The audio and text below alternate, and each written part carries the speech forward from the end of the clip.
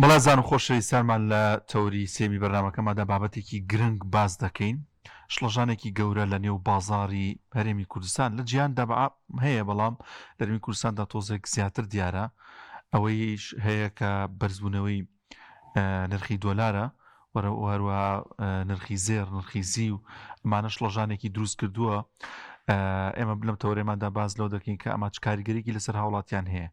ڕێنمایی چییە بۆ هاوڵاتیان لە کاتی کڕینی دۆلار، لە کاتی کڕینی زێر، زی و پێویستە چی بکرێت، ڕەچاوی چ شتێ بکرێت، بارودۆخی سیاسی تا چەند کاریگەری هەیە لەسەر ئەم بابەتانە گفتوگۆی زیاتر دەکەین لەگەڵ میوانەکەمان بەڕێز پرۆفیسۆر دکتۆر خالید حەیدەر، پسپۆڕی ئابووری. کاک دکتۆر گیان زۆر بەخێر بێن. سەر هەردوو چاومان. کاک دکتۆر، جەنابە پسپۆڕێکی ئابووری پێشبینی کراو بوو ئەم شتانە بۆ بازاری عێراق، بۆ بازاری هەرێمی کوردستان؟ بەڵێ، زۆر سپاسەکەم بە ناوی خۆی بەخشندەی مێرەبان. هەمیشە باس لەوە ئەکرێت کە چارەکی یەکەمی ساڵ لە ئابووری عێراق تووشی ئەم بابەتانە ئەبێ، بەتایبەت لە کۆتایی ساڵ لەگەڵ سەرەتای ساڵی دوای ئەوە بەڕاستە. جەنابتان ئەزانن معاملەتی دارایی ئەو بابەتانە ڕایگیرە، تر کۆمەڵێک حسابات و شتیوا ئەکرێت و اینجا سەر لە نوێ دەسەکرێت بە ئیش و کارەباری حکوومەت. بۆیە بابەتێکی وا هەیە کە هەمیشە لە چارەکی یەکەم نرخی ئاڵوگۆڕکردن یاخود گۆڕینەوەی دۆلار بە دینار زیاد ئەکا و دوای ئەوە چارەکی دووەمدا ئەبەزێ. بۆیە زۆرینەی پسپۆران و ئەو کەسانی کە پەیوەندیدارن بە بابەتەکە، سەرمایەداران و وەبەرهێنەران، ئەم بابەتە ئەزانن. بەڵام ئەم جارە وەکو ئێوەی بەڕێز ئەزانن، یعنی و بینەرە عەزیزەکانیش، دیارە ئەم جارە جیاوازێکی زۆر هەیە لەبەرەوەی لە با بڵێن دۆخی سیاسی عێراق و پێکهێنانی دانیشتنی پەرلەمان و پێکهێنا هەوڵدان بۆ پێکهێنانی حکوومەت و دەستنیشانکردنی سەر و کۆمارەوە، ئەم بابەتانە هەمووی لەگەڵ دەستێوەردانی هەمیشەیی ئەمریکا لە دۆخی عێراق وە نزیکبوونی عێراق لە ئێران و کێشەی ئێران لەگەڵ ئیسرائیل و ئەوانە هەمویان کاریگەریان هەیە لەسەر عێراق و بەتابەت ئابووریەکە عێراق وەلی کردو ئەم جارە جیاواز بێ. یعنی بنمونە وتەکەی ترامپ کە ئەڵێ بنمونە ئێمە قوبوڵ ناکەین بە هیچ شێوەیەک نورمالکی بنمونە ببێتە سەرۆکۆزیران لەبەرەوەی ڕابردووکی باشی نییە و ئەمەش ئەبێتەوەی کە دیسان جارێکی تر هێزە سیاسیەکان لەناو قوبەی پەرلەمان جارێکی تر ئایا ئەمەیان پێ قوبوڵەنە یان نا، حیزبەکان بەگشتی چوارچێوەی هەماهەنگی یاخود ئتار تەنسیقیەکەوە، حیزبەکانی تریش بواری ئینی با بڵێن حیزبەکانی ئینی سونەش کە یەکیان گرتووە، بەگشتی ئەمانە ئەبێ جارێکی تر دانیشن بیر بکەنەوە لەوەی کە چێ ببێتە جێگیرەوە یاخود بەدیل. هەرچەند باس لەوە ئەکرێت کە بەدیلەکە حازرە و هەندێک لە پسپۆرانیش باس لەوە ئەکەن کە یاریکی بەهێز کرا کە نوری مالکی چووە پێشەوە، سوودانی شایەوە بۆ ئەوەی کە نورمالکی ڕەڤز ئەکرێ ئۆتۆماتیکیان جارێکی تر سوودانی بچێتە پێشەوە. ئەمانە هەمووانیەکە کە بڕیارەکانی حکوومەت تایبەتن بە ئەوەی کە پارە خەرج بکرێت لە بودجە پەسەند بکرێت و پارە خەرج بکرێت و بە تایبەت بواری وەبەرهێنان کە پارێکی زیاتر بە نمونە خەرج ئەکرێت لە کڕینی شتومەک و پرۆژەکان بۆ پەرەپێدانی ئابووری عێراق کە ئەڵێم زیادە مەبەستمەوەیە کە ئەو بڕەپارەی کە تەرخانەکرێت بۆ وەبەرهێنان ئەگینا وەکو ڕێژە لە گشتی بودجە تقریباً 125 بۆ 130 دائنرێت بۆ ما بڵێن ئینی بودجە بەشی بودجە و 175کەش بۆ بەشی بەکارخستنە یاخود تەشغیلیە. ئەم جارە جیاوازیەکە ئەوەیە کە حکوومەت پێک نەهێنراوە ئەم ڕێکنەکەوتنی سیاسی لە بینی حیزبەکان و تا دوێنەوە پێرە اینجا بڕیاردراکە تەنها کاندید یاخود بەربژێر نوری مالکی بێت. ئەمان هەمووان لێ کردووە کە ئاسۆی ڕوون بۆ ئابووری عێراق لە ماوەیەکی زۆر نزیکدا یاخود لە مەسافەیەکی زۆر نزیکدا دیار نەبێت. چی ئەکا لێرە وەبەرهێن یاخود بازرگان پەنا ئەبە بۆ شتێکی با بڵێن ئەمین بێ، کێشەی تیان نەبێ، جێگیر بێت تا ڕادێکی زۆر. چییە بنمونە زێڕە زیوە ئەوەی کە ئەوەی بەڕێز ئاماژەتان پێدا لێرە جگە لەوەی خودی ئەم کانزایە کە زێر با بڵین ئەوەی کە باس ئەکرێت لە جیهان لە 180 دەرهێنراوە، ئەوەی کە ماوە وەکو یەدەک 120 دانیشتوان لە زیاد بوونن، کچە ئازیزەکانمان حەزەکەن هەمیشە زێر زیاتریان پێبێت و جگە لە مامەڵەی بازرگانی بە زێر زۆر ئەکرێت و پەناگەیەکی زۆر باشیشە بۆ بازرگان و بۆ بەرهێن و لەم کاتە نائاسایە گەر باسی عێراق بکەن و جگە لە دۆخی سیاسی جیهان بەگشتی جنابتە نەزانن لە ناوچەکە دۆخەکە ئاسان نییە، ئاسایی نییە، هەمیشە لەسەر هەڕەشەیە ناوچەکە بەگشتی بە تایبەت ئێران کە کاریگەریکی زۆری هەیە لە دۆخی سیاسی عێراق ئەمە هەموو لێ کردو ئەم جارە جیاواز بێت جگە لەوەی کە خەڵکی خۆشمان یعنی ئەوانیش سیقەیە نییە بەوەی کە بەنمونە پارەکە وەکو بەهای پارەکە زۆر وەکو خۆی بمێنێ بۆیە ئەبینی جەنابەت پەنا ئەبەن بۆ کڕینی بە پارێکی کەمیش بێ بۆ زێر بۆ زیو یان یەکێک لە ناسیاوەکان من دوێنێ قسم لەگەڵا کرد وتی نازم 3-4 کیلۆ زیوی کڕیوە لە ماوەی 3-4 ڕۆژ 7-8 ملیۆن دینار قازانجی کردووە وتی من هیچ لە بازارەکە نازانم بەس تەنها بیستومە کە ئەگەری ئەوە یەکە نرخەکە زیاد بکە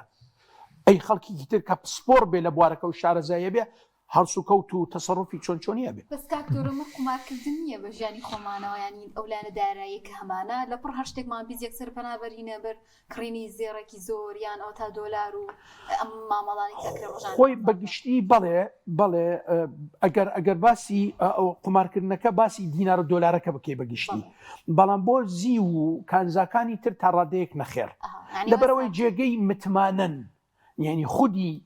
کانزاکە بەگشتی جێگەی متمانەیە ئێستا بۆ کاگڕامیارمان وەرگر ئەمڕۆ وتی ئەوانەی کە زیویان کڕیوە لە پڕدا بەزیوە پەشیمان بوونەتەوە هەنێکیان ئەڵەن ڕەنگە ئیتر بچین بیفرۆشینەوە لەبەرەوەی نرخەکەی لە پڕدا ئەوە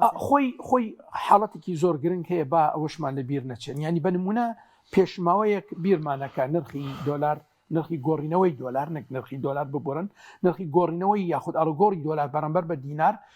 زیادی کرد بە شێوەیەک ئیتر لە یەکێک لە برادران پرسیارم کرد وتی دوێنێ شەو تەلیفۆن کراوە لە بازاری دۆلاری خۆمان تەلیفۆن کراوە بەستەنها وەکو پەیوەندی بۆ سبەینێ 100 دەفتەر دۆلارم بۆ حازر بکەن وتی تەنها قسە بوو ئۆتۆماتیکیان لە بینی نووسنگەکان کە شەوان پێندیان هەیە یاخود گروپیان هەیە من نازانم بەس ئەوەی کە بیستومە ئۆتۆماتیکیان نرخی دۆلار گۆڕینەوەی دۆلار بارەمبەر بە دینار زیادی کرد بە پەیوەندێکی تەلیفۆنی بۆیە لێرە ئەو بابەتە زۆر گرنگە و کاریگەری زۆری شەیە هەر بۆ زانینی ئێوەی بەڕێز و بینەرە عەزیزەکانیش لە ساڵی 24 باس ئەوە کرا کە لە ماوەی ساڵی 24 ئەو کەسانەی کە پەیوەندیدارن بە دۆخی دینار لەگەڵ دۆلارە و نرخی ڕسمی و نرخی ئاسایی کە لە بازارەکان هەیە وتی ئەو ساڵە ئەو پارێکە دەستیان کەوتووە بۆ ماوەی ئێکساڵ تەنها زیاتر بووە لە 2003 لە 2023 تا 23 چەندێک دەستیان کەوتو ئەو کەسانی کە کاریگەریان هەیە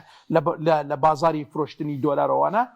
لەو 23 ساڵە ئەوەی کە دەستیان کەوتووە کەمتر بووە لە تەنها لە ساڵی 24 بۆیە پرسیارەکە ئەوەیە ئایا هێزێکی وا دەسەڵاتێکی وا ڕێگا ئەدات کە نرخی دۆلار بەرامبەر بە دینار گۆڕینەوەی دۆلار بەرامبەر بە دینار بگەڕێتەوە نزیک ببێتەوە لە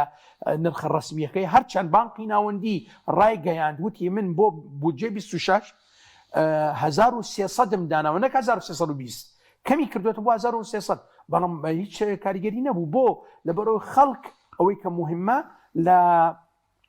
هینە با بڵێن لە بازارەکانە تعامل چیە کرد جگە لە حاڵەتێکی تری شەیە بەڕێستە ئەزان کە حکوومەتی عێراقی ڕایگەیاند وتی لە سەرەتای 26ەوە ئێمە سیستەمی یینی ئەسیکۆدا ئەوەی کەنی بازرگانیە ئەلکترۆنیە بەکارهێنین جگە لە هەرمی کوردستان بازرگانەکان چیەکەن لەبری ئەوەی کە بچن بنمونە چالاکی خۆیان و کڕینی شتومەک و بەڕسمی تۆمار بکرێت لەلایەنی حکوومەتی عێراقی بۆ بەڕسمی بۆیان حساب بکرێت 1320 لە بەرژەوەندی ئەوان نییە تا ڕادەیەکی زۆر چیەکەن دێن لە هەرمی کوردستان کە ئەو سیستەمە لێرە تطبیق نەکراوە دۆلارێکی زۆر ئەکڕن بە نرخی ئینی بازار ئیتر ئەبینی جەنابەت ئەفرێت دۆلارەکە دوێنێ وتیان گەشتە 159 بۆیە لێرە بەو شێوازە شتەکان ئەهێنن هاوردەکەن و داخلیکەن لە عێراق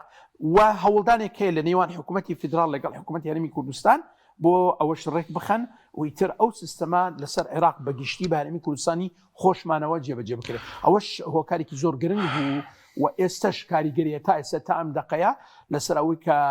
خواست لەسەر دۆلار زیاد بکرێت و ببێتەوەی کە نرخی گۆڕینەوەی دۆلار بەرامبەر بە دینار زیاتر ببێت. بەڵێ کاک باس لەوە کرد کە ینی کەسێک بەبێ شارەزایە بێت چۆ زیوی کڕی و ئەوە بۆ جۆرە قازانجی کردو ئەم نەشارەزایی ئەم نەزانی کەسێک کە ئەمە بکات ڕێگایەکی هەڵە نییە ینی زەرمەند نابێت ئەو خۆشحاڵ بوو زۆر زەرر لە کێ ئەدات ینی خۆی وەکو ئەرجی جەنابتانم کرد ینی کانزاکە خۆی تا ڕادەیەکی زۆر ئەو ئەو بەهایکەیەتی لە دەستی نادەت بە ئاسایی ببورن ینی خۆی بابەتەکە خۆی زۆر دیار و ڕوونە ئێستا لە ژینگەیەکی ناجێگیر وەکو عێراق وەکو ئابووری عێراق بارمی کوردستانی خۆشمانەوە لەبەرەوەی ئێمە دراوەکەمان هەر دیناری عێراقیە و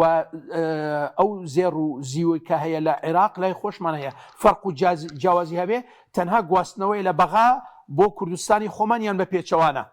بۆیە ئەگەر لێرە لای ئێمە گران بفرۆشرێت بنمونە لەوێ هەرزان بفرۆشرێت چالاکی ئەنجام بدرێت بۆی نرخەکە یەکسان ببێ فرۆشتن و کڕین والیەکە کە یەکسان ببێت تا ڕادەیەکی زۆر نرخەکان لە یەکەوە نزیک ببن ئەوەی کە فەرق و جیاوازەکە تەنها کێچووی گواستنەوەیە کولفەی نەقلەکەیە بۆیە لێرە ئەوەی کە ئەفەرمووی جەنابەت تووشی زەر و زیان ببێ من وەکو خۆم شخصیان بڕوان بەوەیە ئەو کەسەی کە یاریەکە با ناوی بنین یاریکردن لەم بازاری ناجێگیرە لە بینی دۆلار و دینار ئەگەری توشبوونی بە زەر و زیانێکی زیاتر هەیە لەوەی کە پەنابەرێ بۆ کانزاکان طبعا کە ئەڵێم ئەگەری توشبوون بە زەر و زیان و لە هەمان کات ئەگەری ئەوەی کە قازانجیش بکە زۆرە.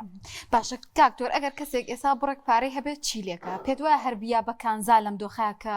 زۆر زیایی کردن دەست بە کڵاوی خۆی بگرێت دانیعلاقی ئێستا هەر لەسەر پرسیارەکەی ئێوەی بەڕێز ئەڵێ ١٨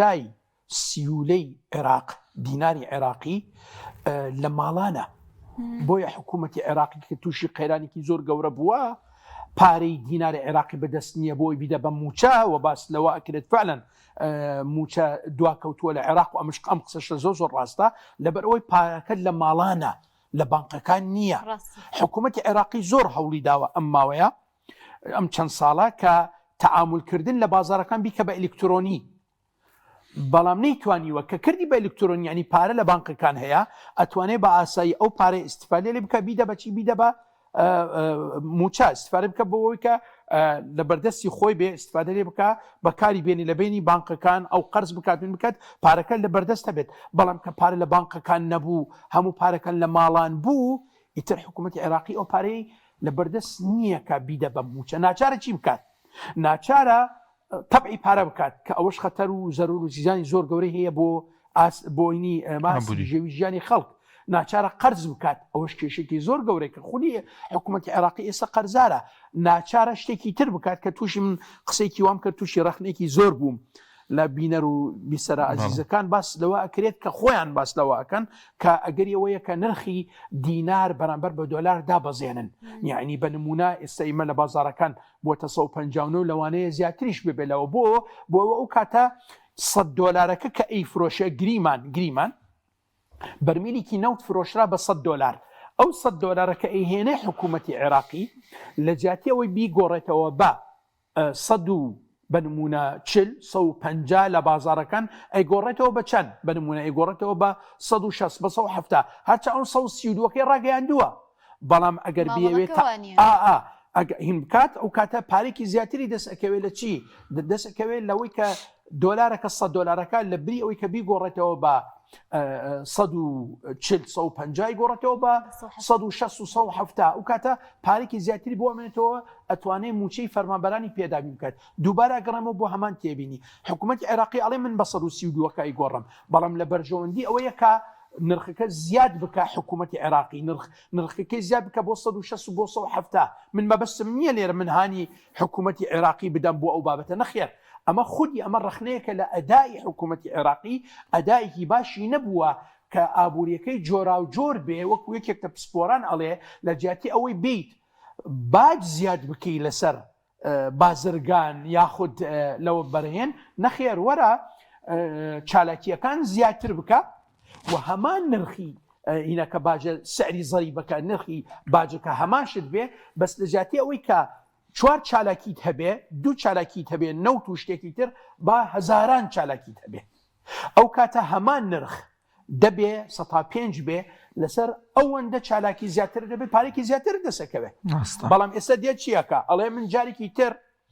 زەریبە لەسەر کۆمپانیایینی اتصالات و بابەتانە زیاد دەکەمە جارێکی 120 ئەوە چیەکە کۆمپانیایینی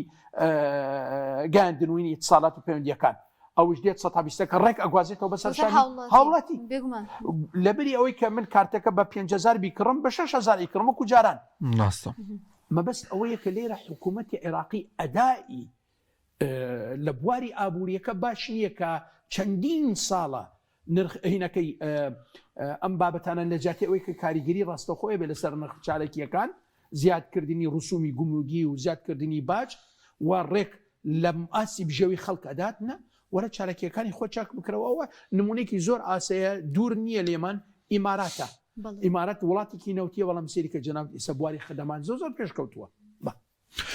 کاک دکتۆر شتێکی دیکە هەیە ئەویش حکوومەت نرخی دۆلاری عینی جێگیر کردو بۆ بازرگانان و بۆ کەسانی گۆڕینەوەی دۆلار. بەڵێ بۆی کە ئەوانەی کە بڕێکارێکی یاسایی مامەڵی بازرگانی ئەەکەن لە ڕێگەی بانقەکانەوە بەڵام لە بازاری ئازادا بەم جۆرە ئەمەش بۆ خۆی تا چەند کاریگەری ئەبێ لەسەر ئەم بەرداوامی دامە بەرزبوونەوەی و گۆڕانی نرخەکان ینی ڕێگە چارەیەکی دیکە هەیە بۆی کە ئەوەی کە حکوومەت دایناوە بە 132 هیچ نەهاوڵاتیش وردە و دەسوودمەند بەیانی ڕێکارێک بگرێتە بەر خۆی ئەوەی کە کردوێتی حکوومەتی عێراقی لە بابڵین یاخود مؤسسەی بانقی ناوەندی کە بە 132ەکەی دیاری کردووە تەعاملکردین لەگەڵ حکوومەت عێراقی بەو شێوازەیە ئەوە شتێکی زۆر باشە. بەڵام لەبەر ئەوەی خودی ئەم بابەتە وەکو ئەرزی جەنابتانم کرد کۆمەڵێک هێز و کاریگەرتر هەیە کەوایە کە 132ەکە لە بازارەکان نەک لە ڕسمی لە بازارەکان بگاتە 150 وەکو دوێنێ بنمونە گەشتەوە ئاستا دوو هێز هەیە. هێزی یەکەم ئەوەیە کە خودی ئەو کەسەی کە یاریەکە لەناو ئەو بازارە و ناهێڵە ئەرزی جەنابتانم کرد ناهێڵە ئەو نرخی بازارە نزیک ببێتەوە لە نرخە ڕسمیەکە. و دووەم بابڵین توانە و ئیمکانیەتی حکوومەتی عێراقی بۆ کۆنتترۆلکردنی دۆخەکە لەو ئاستە نییە کە بتوانێت دۆخەکە کۆنتترۆل بکات و نەهێڵێ بازارێکی هاوتەریب دروست ببێ بۆ تەعاملکردن بە دۆلار لە بازارەکان بەو شێوازە. یعنی خودی ئەو دیاریکردنی ئەو نرخە لەگەڵ لاوازی حکوومەتی عێراق لە کۆنتترۆلکردن و ئەدایی ئابوووریەکەی والێ کردووە ئەدایی لە بواری ئابووری والێ کردووە کە نرخەکە قەت نزیک نەبێتەوە. و طبعا جنابتان ئەزانن ئەمریکا کە لە ئەو سەرچاوی سەرەکی دۆلارە و ناردنی دۆلارە بۆ عێراق کەی بینی دۆخەکە بەدڵی نەبوو سەرۆکۆزیرانەکە بربژێرەکە بەدڵی نەبوو ئەڵێ من دۆلارتە بۆ نانێرم یاخود ئەڵێ من هاوکاریتان ناکەم واتە هەمان معنایە هەمان پارەی نوتی خۆمانە مەسن لە بانکی ئەوێ آخر ئەو ئەڵێ من پارەکەتان ئەپارێزم لە کۆمەڵێک سزا و عقوبات و ئەوەی کە ئیپارێزم لەوەی کە دزی بکرێت لە پارەکە ئەگەر لە دەستی بەردەستی خۆتان بێت ئەدزرێت و ئەگوازرێتەوە بۆ ئاودی و ئەکرێت بۆ ئێران ئەمانش هەمووی ڕاستیە بوونیان هەیە ئەم بابەتانە. بۆیە لێرە تەمان جگە لە بەرژەوەندی خودی ئەمریکاش لە دەستێوەردان و تەدەخولکردین لە ئابووری عێراق و والیەکە کە فعلن ئەو فەرق و جیاوازی هەبێ لە نێوان هەردوو نرخەکە. هەر عێراق نەیەتوانی ڕازی نەبێ بڵێ با پارەکەم لە لای تۆ نەبێ ینی تەسەوڕ ناکەم قەت بتوانێت شتی بکات. کاک دکتۆر ئێمە کە باس لەم بابەتە ئابوووریاکین بێگومان باس لەو کاریگەریاکین کە بەسەر ژیانی هاوڵاتیەوە هەیە ڕەنگە لە ناو سیستەمە سیاسەکەیە بۆ بەرپرسەکان و بازرگانەکانها لە مامەڵەکەی بتوان خۆیان بگونجن بەڵام ئەوەی کە کاریگەریە زۆر گرنگەکەی هەیە بەسەر ژیانی هاوڵاتیەوەیە جا لەم نێوەندەدا هاوڵاتی چۆن مامەڵە بکات لەگەڵ ئەم بەرزبوونیان ئەوە شتێکە لە ئاست و توانای ئەوانیەوە بێ لەگەڵ بارودۆخەکەی خۆی ڕابێنەوەی کە ئەبینین ئەم هاوڵ ئاسانە باشەکەم سێرەکەی بەڕێزت هاوڵاتی چی لە دەستیە ینیانی ئەو پارێک کە بە نمونە 45 ڕۆژ جارێک دوو مانگ جارێک ئەگەر باسی موچەخۆران بکەین طبعا موچەخۆریش بزوێنەری ئابووریە یعنی ئێوەی بەڕێز بە نمونە دوکاندارن من فەرمان بەرم ئەگەر من موچەکەم لە کاتی خۆی وەرنەگرم نایەم بۆ لای جەنابتان شت بکڕم ئێوەی بەڕێزیش کە من نەهاتم شت لە جەنابتان بکڕم ناچن بۆ لای بەرەمهێن یاخود بۆ لای ئەو کەسێک کە هاوردەکارە شتمان بۆ ئەێنێ لە دەرەوە ئەبینی ئابووریەکە ئەبکێتەوە بەو شێوازە و تووشی زەرروزیانێکی زۆر گەورە ئەبێ. هاوڵاتی لێرە چیەکە هاوڵاتی ئەڵێ ئەو پارێکە لامە کە لە دوای 45 ڕۆژ یاخود دوو مانگ بنمونە پارەکەم دەستکەوتووە ئیتر هاوڵاتەکە وەکوتمان فەرمانبەر بێ یاخود هاوڵاتیش بێ ئەڵێ کەمترە چم بۆ بازارەکەن کەمتر شت ئەکڕم سێژەمەکەم ئەەکەمە دوو ژەم کوواڵتی و جۆری ژەمەکەش دا ئەبەزێ لێرە معنەی ئەوەیە کە ئەو یاریکردنی دۆلار و دینارەکە ئەکرێت بەمەبەست و بە ئەنقەس و بێقەست کە ئەکرێت بۆ بەرژەوەندی تایبەت یاخود تووشی زەرر و زیان بوونی ئابووری عێراق بەگشتی وەکوتمان و ئابووری خۆشمان ئەموایلیەکە کە ڕاستەوخۆ کاریگەری بێ لەسەر ئاستی بژێوی ژیانی خەڵک باش ئەم کەسە چی بکات وەکو جەناب تەنەفەرموو هیچ لە دەسەڵاتی نییە تەنها ئەوەیە کە لە کوواڵەتی جۆری ئاستی بژێویەکەی ڕۆهینی ڕۆژانەی دائەبەزێ لە کەسێک یعنی هەمیشە وا وترێت ئەڵێ کەسێکە لە چینی مامناوەند بێت طبقەی وەسەط لە کاتی شەڕ و ئاژەوە ئەو بابەتانە ئەو چینە یاخود ئەوی مامناوەندە ئەتوێتەوە ئەبێتە فەقیر حاڵ بۆ لەبەر ئەوەی ئەو داهاتی تا ڕادەیەکی زۆر جێگیرە فەرمانبەری حکومی بێ یاخود فەرمانبەری تایبەت بێ کە ئەوە ڕێژە زۆرەکەن پارەکەیان کە دابەزی ئۆتۆماتیکیانە ئەو هینە ئەم مامناوەندە بێتە هەژار وەکو ئێستا لە یەکێک لە بڵاوکراوەکانی حکوومەتی عێراقی ئەڵێ تقریباً ڕوبعی یەک لەسەر چواری دانیشتوانی عێراق هەژارن یعنی تەسەورکەن جەنابتان لە 45 تقریباً 44 شتێک 45 تقریباً 11 میلیۆن عێراقی هەژارە وکارساتە لە وڵاتێک ببرە ئەتوێ قسەش فەرمو جەنابەت لە وڵاتێکە ئەتوانین بڵێن لەیەکی لە وڵاتە زۆر دەوڵەمەندەکانە لە جیهان بە نەوت و کانزەکانی تر خەڵکەکەی هەژارن. کاکتۆر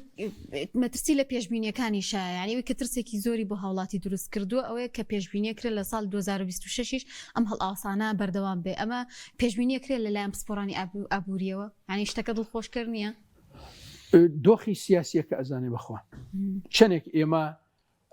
بتوانین ئەمریکا ڕازی بکەین ئەوەن دۆخەکە بەرەو جێگیری ئەڕوا وە پێچەوانە یعنی ئەم ماوەی 2023 تا ئێستا تا ئەم دقەیەکە من لە خزمەتی ئەوەی بەرز قساکەم چەندێک حکوومەتی عێراقی نەیتوانیوە دوور بکەوێتەوە لە ئێران و ئەمریکا لە خۆی ڕازی بکە ئەوەندە تووشی کێشە و سەرشە بووە وە پێچەوانە بۆیە تەسەورەکەم بابەتی سیاسیەکە زۆر کاریگەرە یعنی کۆمەڵێک شت هەیە کە طبعا لە بواری سیاسی ناهێڵێ بنمونە ئەوان حکوومەتی ئەمریکی ڕازی بکەن یاخود بنمونە زۆر لە ئەس پێشبینیەکانی شانین گۆڕانکاریەکان هێن ناتوانین جەنابەت پێشبینی بکەیت ئەبێ بڵێ جەنابەت بڵێ ئەگەر وابوو ئەی چەند ئەگەر هەیە بۆ بتوانێت بگەیتە ئەنجامەکە ئێمە لە زانستی ئابووری ئەڵێ بە گریمانەی جێگیربوونی بابەت هەموو گۆڕاوەکانی تر یەک زادن یەک یەکسانە بە دوو بەڵام ئەگەر یەک زادن یەک ئەم یەکا کۆمەڵێک شت کاریگەری لەسەر بوو ئەو یەکەکەی تریش کۆمەڵەکان بۆیە ناتوانانی جەنابەت پێشبینی بکەی بڵێ ئەگەر ئەمریکا ڕازی بوو ئەگەر ئێران ڕازی بوو ئەگەر کێشەمان نەبوو لەگەڵ سووریا ئەگەر نەوت فرۆشرا ئەگەر ئەم هەموو ئەگەرانە کۆنتڕۆل ناکرێن لە ژینگێکی نالەبار بواری سیاسی لە عێراق دەست چاو خۆش بێ بەڕێز پرۆفیسۆر دکتۆر خالید حەیدر پسپۆڕ یابووری خۆمە خێر بێ.